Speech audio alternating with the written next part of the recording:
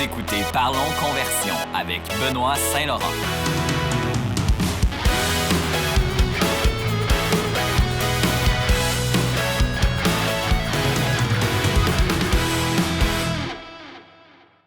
Bonjour et bienvenue à un nouvel épisode de Parlons Conversion. Voici votre hôte Benoît Saint-Laurent, consultant marketing web et nomade digital. Aujourd'hui, je suis à Montréal, mesdames et messieurs.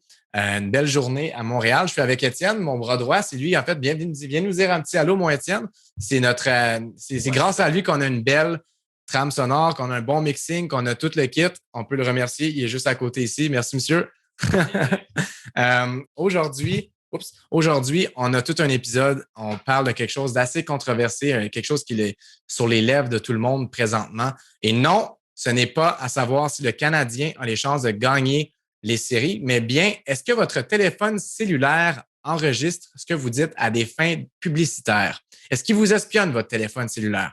Fait que là, dans le fond, pour ceux et celles d'entre vous qui ne sont pas certains de quoi je parle, je vais commencer l'émission par vous faire une petite mise en contexte. Est-ce que ça vous est déjà arrivé parfois de parler avec quelqu'un sur un sujet X, comme par exemple de la litière de chat, et puis comme par hasard, vous vous retrouvez à voir des publicités sur le sujet dans votre fil d'actualité Facebook quand vous n'avez même pas de chat? Apparemment, il se pourrait peut-être que votre téléphone enregistre ce que vous dites en tout temps. Puis, pour qu'on soit clair ici en passant, là, je fais pas référence à une conversation téléphonique lorsque vous parlez au téléphone, mais vraiment humain à humain dans le fond, là, en personne dans le fond. Lorsque vous parlez, puis que votre téléphone techniquement ne serait pas allumé, ou du moins il serait pas le micro ne serait pas allumé dans le fond. On va dire hors ligne un peu. Est-ce que c'est vrai? Est-ce que ce n'est pas? Ça, c'est la question que tout le monde se pose. Il y en a beaucoup qui vont penser que c'est vrai. C'est facile de tomber là-dedans, mais en fait, la réponse est assez complexe, pas mal plus complexe qu'on le pense. Aujourd'hui, je vais vous expliquer en fait le pourquoi, puis vous allez comprendre que c'est pas aussi tranchant que blanc ou noir. Il y a une genre de zone grise, on pourrait dire, puis honnêtement, j'ai pas la réponse ultime finalement, mais on va ressortir d'ici avec beaucoup plus d'informations sur le sujet. Moi, j'ai mon opinion sur le sujet. Il y en a qui ont le leur, mais je vais vous présenter dans le fond les deux côtés de la médaille. En premier lieu, il faut savoir que les géants publicitaires qui sont Facebook puis Google, eux autres, ils dénient de leur côté que le microphone sur votre téléphone vous écoute en cachette. Parce que techniquement, c'est pas légal. Facebook et Google ne pourraient pas faire ça, donc ils seraient vraiment dans le trouble s'ils se faisaient pogner à faire ça. Légalement parlant, là, ça pourrait être tout un mess. Donc, déjà là, on peut pencher peut-être plus d'un côté ou de l'autre par rapport à ça parce que on parle de beaucoup, beaucoup, beaucoup de sous. Sauf bien sûr, lorsque vous utilisez l'application, par contre, ça requiert l'utilisation du microphone. Par exemple, lorsque vous enregistrez un audio, une vidéo, vous envoyez un message sur WhatsApp. Là, à ce moment-là, l'application en question, qui est Facebook, bien Google, peut effectivement enregistrer ce que vous dites puis les utiliser à des fins publicitaires. Là-dessus, il y a définitivement un consensus, c'est prouvé, puis c'est même expliqué. Puis en passant, c'est pareil aussi pour les textes que vous envoyez sur Messenger, Instagram, WhatsApp, parce qu'on se rappelle que tout ça, ça appartient à Facebook aussi, ou bien sur Google si vous faites des recherches, etc. Même affaire pour le géant Google, définitif. Mais là, maintenant, si on se fie à plusieurs médias, puis eux autres, ils auraient fait des tests de leur côté où ils invitent des experts, etc. À plusieurs reprises, dans le fond, lorsque quelqu'un pourrait dire, par exemple, litière à chat, il y en a qui ont été vérifiés à savoir si ils se font avoir par la publicité ou pas. Fait qu'il y a beaucoup de personnes aussi sur YouTube qui ont fait ce genre de test-là. Il faut faire attention parce qu'il y en a des fois qui veulent obtenir le plus de vues possible. Puis si la personne, par exemple, est allée faire des recherches sur le moteur de recherche avant, bien là, à ce moment-là, elle va peut-être voir définitivement les annonces passer, puis là, elle va dire, oh, regardez, j'ai la preuve, quand dans le fond, elle a juste fait ça pour obtenir des vues. Fait que ça, il faut faire attention. Il faut essayer d'aller chercher les sources crédibles. Il n'y en a pas beaucoup, mais on va essayer. Là, il y a Fox News en premier lieu que je pourrais sortir comme article. Bon, je sais que Fox News, c'est quand même reconnu pour être un média qui est assez élevé en dosage de sensationnalisme. C'est Fox News, là, je le sais. Mais ils ont dédié un article sur le sujet qui s'appelle You're not paranoid. Your phone really is listening in. Dans cet article-là, ils font référence à plusieurs études. Donc là, c'est pas si pire. C'est pas juste leur opinion les autres, mais ils font référence à des études qui, eux autres, se sont penchés. Ils ont pris le temps de regarder là, tu sais, les user agreements, les modalités et conditions d'utilisation lorsque vous téléchargez une application. Ça, c'est l'espèce de roman qui est tellement long que personne lit, moi incluant, parce que c'est beaucoup trop long. Puis tout ce qu'on veut, c'est installer notre application, cliquer sur OK. Bon, ben dans ce truc-là, il serait parfois indiqué de façon très, très, très subtile et bien sûr très, très, très vague que ce serait possible que l'application en question puisse collecter ce genre de données sur vous. Donc, on peut vraiment déduire qu'il y a une sorte de zone grise ici parce que lorsque on navigue là-dedans puis on regarde ça, c'est pas super, super clair. Ils disent que peut-être ils pourraient le faire, mais que dans le fond, ils le font pas. Je vais vous avouer que j'ai pas regardé moi-même là, les conditions, modalités, donc je pourrais pas vous donner là, mon opinion à 100% là-dessus, mais la firme qui s'est occupée de ça, selon l'article de Fox News, les autres, ils disent que de la façon que c'est écrit, ils pourraient peut-être techniquement le faire, même s'il n'y a pas une certaine légalité derrière ça. Mais c'est vraiment des zones grises. Je pense que c'est le gros mot de l'épisode, la grosse chose à retenir de l'épisode, c'est zone grise. Puis là, par contre, il y en a aussi, il y a aussi Vice News qui avait fait, je pense en 2019, il avait fait un test aussi, il avait dit des mots, je pense que c'était F-150 ou je ne sais pas.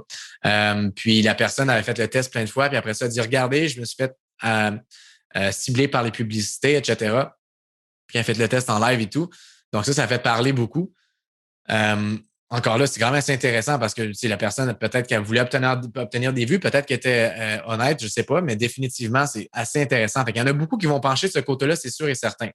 Mais d'un autre côté, il y a aussi plusieurs experts qui vont réfuter le contraire. Récemment, en fait, il y a un monsieur sur Twitter du nom de Robert G. Reeve. Lui, dans le fond, c'est un genre d'expert en tech, en sécurité privée puis en marketing. Il est allé sur Twitter, puis son tweet, il a obtenu une grosse viralité parce que lui, il est allé nous expliquer un petit peu les derrière le rideau de tout ça. Puis ce qu'il explique, c'est 100% vrai. C'est pas quelque chose qui une théorie ou peu importe. C'est tous des trucs qui sont confirmés par les plateformes publicitaires. Puis lui, c'est un expert dans le domaine. Puis ce qu'il nous explique, dans le fond, c'est que le problème est beaucoup plus complexe qu'on le pense. C'est pas juste de l'espionnage, puis les Illuminati, puis tout le kit. Grosso modo, la raison, en fait, c'est que si on voit des publicités qui sont si ciblées que ça, là, c'est que les compagnies comme Facebook, Google ou peu importe, eux autres, là, leur ciblage publicitaire, il est vraiment, vraiment puissant parce qu'ils ne vont pas juste prendre le ciblage fait par l'entremise de la plateforme lorsque vous utilisez l'application Facebook ou Google. Ils vont chercher leurs données de plusieurs sources différentes sur les sites web que vous visitez, sur les vidéos que vous regardez, votre géolocalisation, j'ai la misère avec ce mot-là, géolocalisation, ce que vous tapez sur Google, puis même aussi vos historiques d'achat sont capables d'obtenir tout ça, là, puis sans nécessairement que vous le sachiez, bien sûr. Ça fait en sorte que les algorithmes, ils sont extrêmement puissants, ce qui explique le ciblage de fou, dans le fond. Puis, je peux vous donner un petit exemple aussi avec Facebook, par exemple. Je sais très bien qu'eux autres, ils vont acheter des données externes aussi à une firme qui s'appelle Axiom. Axiom, c'est en fond, c'est comme des brokers, on pourrait dire, en data, dans le fond. Si tu fais acheter des données sur certaines démographies ou peu importe, tu peux l'acheter directement des autres. Donc, mettons que vous habitez dans un quartier X, puis les autres, dans leur étude, dans le quartier X, ça dit que ce code postal-là, le salaire moyen de X truc, ben à ce moment-là, vous allez rentrer dans ce bracket-là, on pourrait dire. Donc, c'est un petit peu comme ça que ça fonctionne pour de ce côté-là. Ils vont chercher des données de partout. Puis là, ça va vous donner un ciblage qui est complètement fou, puis qui est vraiment, vraiment précis sur ce que vous êtes, aimez, ou etc. Puis même qui est vos amis et tout. En plus de ça, c'est rarement mentionné, là, puis le monsieur Robert, il explique ça dans son article. C'est vraiment malade. Grosso modo, les algorithmes, ils vont aller croiser les données avec celles de vos proches aussi, amis, collègues, famille. Donc, si vous avez des amis qui sont fans de hip-hop, par exemple, ou qui sont fans de jazz ou peu importe, ben Facebook pourrait le savoir parce que vous êtes des amis, parce que vous étiez, par exemple, proche de ces personnes-là physiquement, ben c'est géolocalisé et tout. Donc, c'est vraiment, vraiment, vraiment, vraiment puissant. Notre chum Robert, en fait, il nous donne un bon exemple dans son tweet. C'est un peu comme ça qu'il avait commencé aussi son histoire. C'est, je vais chez ma mère, elle utilise une sorte de dentifrice que je connais même pas, puis on m'en parle un peu. Je me nettoie les dents avec, puis quelques minutes après, je reçois une publicité sur Facebook de ce dentifrice-là. Ça, c'est ce qu'il dit. Il a commencé son article comme ça. Fait que là, les gens, ça a vraiment attiré l'attention. Puis c'est là après qu'il explique dans le fond que, mais attention, il faut comprendre aussi que ma mère va acheter le dentifrice. Donc, la plateforme publicitaire qui peut être soit Facebook ou Google ou whatever, ils peuvent voir avec les historiques d'achat que cette personne-là achète ça. Puis après ça, elle va voir que cette personne-là est juste à côté de Robert. Donc, Robert va voir les publicités aussi, tout dépendant du ciblage publicitaire qui est fait. Les algorithmes, ils sont capables de faire les liens entre tout ça. Fait Ouais, c'est vraiment, vraiment, vraiment puissant. C'est un petit peu comme ça qui explique. Puis là, ça me rappelle aussi, il y avait, en faisant mes recherches pour vous, pour savoir déterminer qu'est-ce qui est vrai et qu'est-ce qui ne l'est pas. Puis en passant des articles, il y en a un paquet. Là. Je vous en donne quelques-uns ici et là aujourd'hui, là, mais vous pourriez passer des heures et des heures là-dessus. J'ai écouté aussi, c'était une chef d'antenne dans le fond, je me souviens plus c'est quoi le nom du réseau, là, mais elle expliquait qu'elle était certaine que les publicités étaient ciblées parce que elle avait une amie qui revenait d'une croisière. Évidemment, c'était avant COVID. Puis son amie qui revenait de croisière, elle avait eu du fun. Puis elle, la présentatrice, elle n'aimait pas les croisières. Elle va jamais regarder sur Internet là-dessus. Elle ne tapait rien là-dessus. Puis elle n'était pas intéressée par tout. Puis elle se faisait jamais cibler par rapport aux croisières. Puis là, on va voir son amie qui, elle, revenait. Puis elle était toute contente. Elle lui explique le tout. Puis après ça, bon, ils prennent un café. Blablabla, ils s'en vont.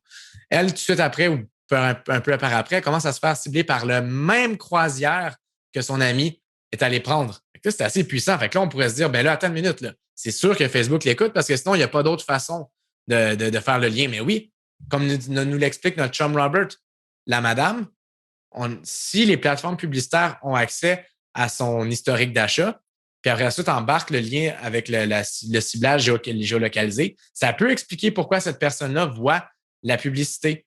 Donc, on voit que c'est assez. C'est ça, c'est vraiment là, c'est zone grise. C'est zone grise. Les algorithmes, une chose qui est sûre, là, c'est que les algorithmes, ça, puis on va tous s'entendre là-dessus, là, les algorithmes, ils sont extrêmement puissants. Ça, il y a vraiment aucun doute. Là-dessus, je pense qu'il y a définitivement un consensus. Puis d'ailleurs, je vais vous donner une autre histoire du genre pour vous prouver à quel point les algorithmes sont complètement fous.